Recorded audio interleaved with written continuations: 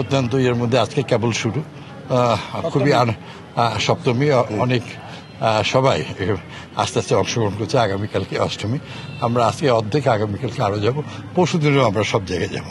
আমাদের প্রত্যেকটা কর্মীরা প্রত্যেকটা মণ্ডপ এবং এলাকায়, বা তারা সবসময় আমার ভাইদের পাশে অতীতও ছিল, 100 বছর ধরেও ছিল, আজও আছে।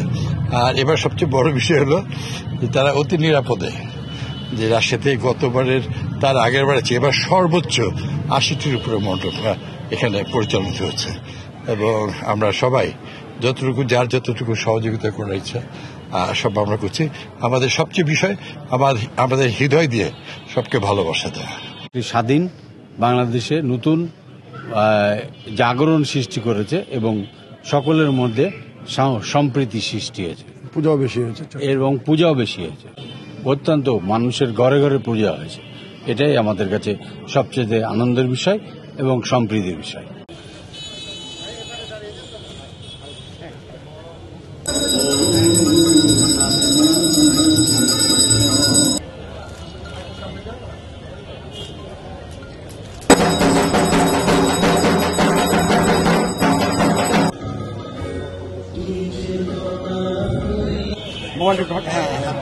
হাত বাড়িয়ে না